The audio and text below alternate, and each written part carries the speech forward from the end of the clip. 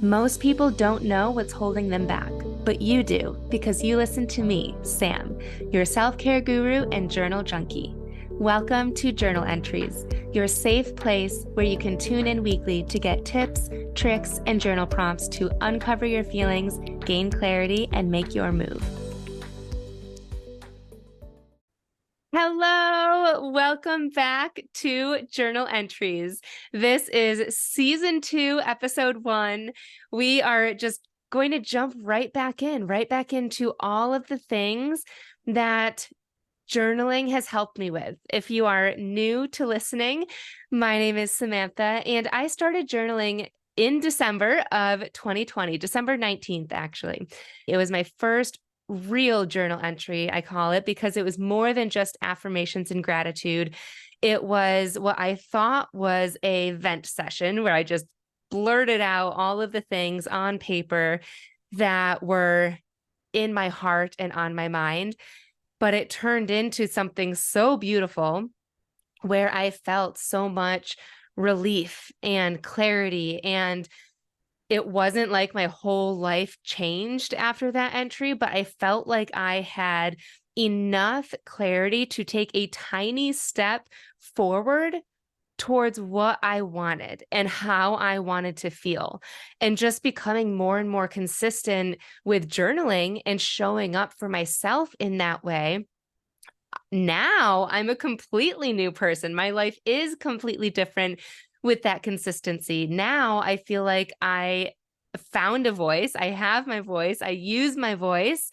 I am just so much more intentional as a mom, as a entrepreneur. I just feel in control, positive, like excited for the future, and like things happen, emotional things happen to me, and I still have emotional reactions, but I move through them so much quicker. And journaling literally is the thing that has helped me, journaling and therapy. So that's what I use this podcast for, is sharing how I do that, so that hopefully if you can relate to anything that I've been through, this will help you as well. I like to provide journal prompts for you. And then, of course, if you need additional resources or are interested in working with me, you can find all of that at my website, which is samanthapenkoff.com/podcast. Today, we are digging into something with motherhood. It's something that I've never talked about, but it sometimes still weighs super heavy on me. But oh my gosh, as a new mom, like I almost feel anxiety just like thinking back to being a new mom and being in this moment. I can picture myself in the house that I was living in the Outer Banks, being a new mom and questioning everything. Just feeling like I didn't know anything, doubting myself, and just sitting on my navy blue couch, Googling everything. Like literally, like with feeding, right? I chose to breastfeed, and that really hurt. And so I was just Googling, like, how can I get my nipples to stop hurting with breastfeeding? And then that led me to like all of these products, right? Like nipple shields and ice packs and heat packs and all of these things. But even feeding, it's like, what is the temperature that it should be at? And how often, how long can you let milk sit out for? Because I'm too tired to go put it back in the fridge. Like all these things. And then wake times, that was another big thing that I remember. With wake times, it's like the time that your baby should be awake before taking a nap, essentially. And I just remember like trying to get my newborn baby on some sort of routine, which is just comical, but trying so hard to be like, okay, this is the wake time, and just like trying to make sense of it all, trying to get some sort of routine with naps at like a month old, 2 months old, judging myself for it, looking all into like sleep regressions. And then there are leaps where, there's developmental leaps, and usually behavior, I don't know if it's behavior, but babies regress during leaps just because there's so much going on. There's so much development that they cry more.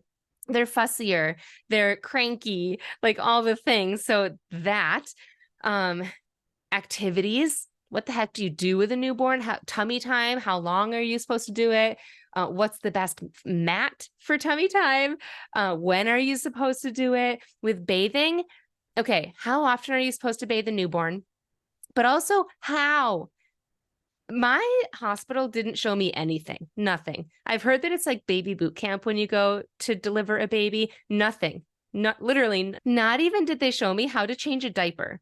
I had never changed a diaper until changing my son's diaper. And I was just like, this looks like it goes here. But with bathing, I had like somebody gifted me a little baby tub, but the baby is so slippery. And I'm just like, this can't be right. And so I found this tip of like how to place a towel over you diagonally so that you can pick up the baby and it's just like an easier transition. Oh my gosh, I'm so much. Baby wear, how to baby, like wear a baby wrap, literally everything. I would just Google and go down the rabbit hole.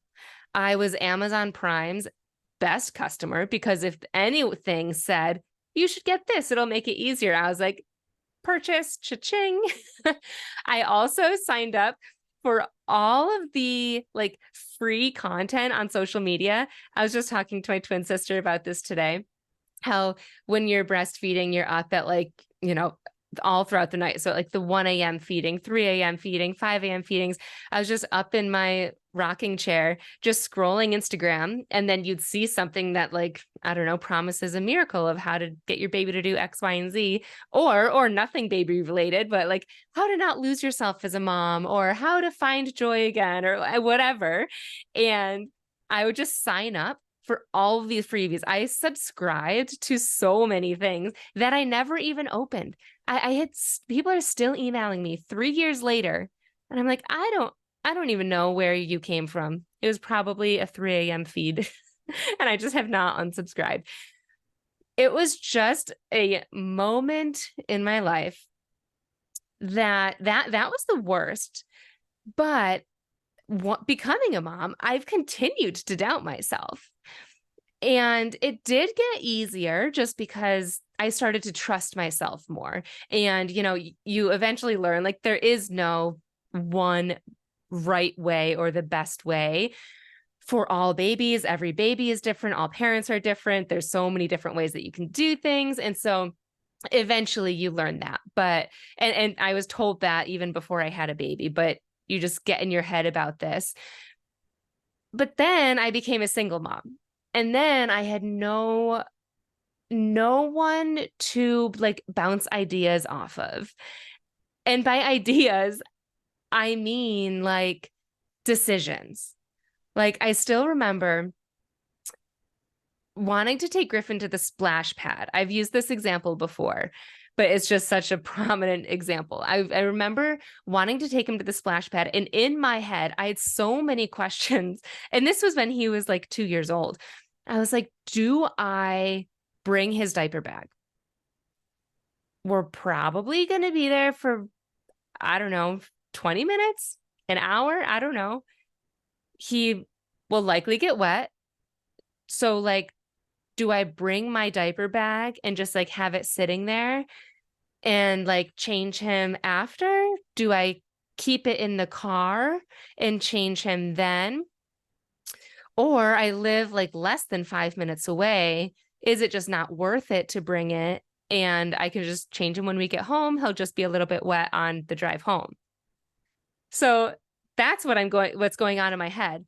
And without having a partner with me to ask that question to, and realizing and learning that I'm the one that has to make every single decision, it just made me at first doubt myself even more. Like, oh my gosh, I have so many decisions. And it was like decision overload. But then it pretty quickly, I realized that there is only me. I have to be the one to make decisions. I am the one to make this work. And I need to start trusting myself, to start making the decision based on that trust, and also to validate how I feel. Nobody else can validate how I feel. And so just being honest, like, it does suck that especially because I never used to like making decisions. That was just a simple example of how indecisive I was, that I couldn't decide what to do with the stinking diaper bag. And that was like one of the questions with going to the splash pad. That wasn't even my list of questions. That was just one. So learning to trust myself enough to make decisions that felt right in the moment, and learning that sometimes it's the right decision and sometimes it's the wrong decision. But there are things that helped me along the way, and that's what I'm going to share with you. The first thing that helped is, of course, journaling, but I did it in a specific way. I journaled the hard. I can't tell you how many journal entries I have where I start off saying, like, life is hard right now, or like, this just sucks. I am exhausted. There are so many decisions that need to be made. Like, a variation of that. I even remember writing once, do I really want to write another journal entry about how tired I am? That was the start of a journal entry, because that's how often I wrote about it. And I do think that you can get stuck in an emotion, but here's what gets me out of it. First, journaling about it. How are you feeling? Why are you feeling that way? What is the circumstance? Like, truly validating, like, yeah, it sucks being the only one to make the decisions, right? But it is what it is. And a positive is that it's making me make better decisions, and just honoring, like, yeah, it's not ideal for me. But then I do this best case, worst case situation. I start off with the worst case. So just going forward with the splash pad diaper bag situation, I go, worst case, I bring the diaper bag and I don't need it. Worst case, I don't bring the diaper bag and I do need it, and he's soaking wet and crying home, but I'm ready to go as soon as we get home. And so coming up with a solution for the worst case situation, and coming up with that middle ground of what am I comfortable with? And then always ending with the best case. Best case, whatever I decide with the diaper bag, it works out. Right? And just walking through whatever the situation is, specifically, maybe I do bring the diaper bag and I don't need it, but I feel really comfortable because at least it's there. And I see all the other moms there do have their diaper bags too. And I won't judge myself for it. Or I didn't bring it and he didn't need it, and it was one less thing to carry and it felt amazing. And you guys, 9 times out of 10, the best case situation is what happens. The splash pad is right next to the post office in my town, and it took me a year and a half, maybe even 2 years. It was right around the same time that I took Griffin to the splash pad. But it took me that much time to bring Griffin to the post office with me because I was so indecisive and unsure about how to bring him with me. Do I carry him? But I'm also carrying packages, and like, how am I going to open the door? Right? Do I put him in a stroller? But then I don't know exactly where. I think, like, I know that there's a wheelchair access, but I don't really know where it is. And so just that uncertainty. And I'm hearing myself right now. And I think that it sounds like crazy a little bit and paranoid, but this is what happens. Like, I never used to be this way until I was responsible for another human being and all of the things that come with it. So just journaling through that worst case situation and then best case situation. The second step that really helps me with going from doubt to trust is sharing it. If you do have a partner, share with them how you're feeling. If you don't have a partner, share with anybody that you can trust. I do tell my best and closest friends and my family. I also share on social media. If you follow me on Instagram, samantha.s.says, I share all about the situation I'm going to share with you shortly, which is Griffin's sleeping. Like just the fact that he was the best sleeper, and then as soon as he turned 2, it went down the tubes. Went down the hole, went to the shitter. It just sucked. He just stopped sleeping. No, he didn't stop sleeping. He just stopped falling asleep. Anyways, so find an outlet to share that. And then celebrate the wins, any and all wins. And the wins, I want to say, might not be consistent. So this is what I wanted to share about Griffin sleeping. So the Griffin's sleep has been a goal of mine since he stopped sleeping when he turned 2. I just craved that feeling of turning off as a single mom, especially having no help. So being on as soon as he comes home from daycare and doing all of the things. And then we were co-sleeping, which some people love. Great. Good for you. I love that for you and your journeys with your kiddos. For me, the sleeping was great. I did not mind sleeping with my son. I minded the fact that it wasn't this, okay, good night, I'll be in 5 minutes, or I'll be in an hour, close the door, see you later. It was not that. It was 30 minutes to 2 hours, more so 1 to 2 hours of just nonstop back and forth of like not sleeping. And so I went through a lot of different things. And then recently I transitioned him to his own bed. So a lot went on in between there, but I transitioned him into his own bed. And I did so much sleep training before then, just to try and make sure it was a semi-positive experience, mostly on my side. Mostly a lot of this is like, I'm trying to manage my emotional reaction so that the whole experience is better. Like my son is a toddler. He's going to react how he's going to react.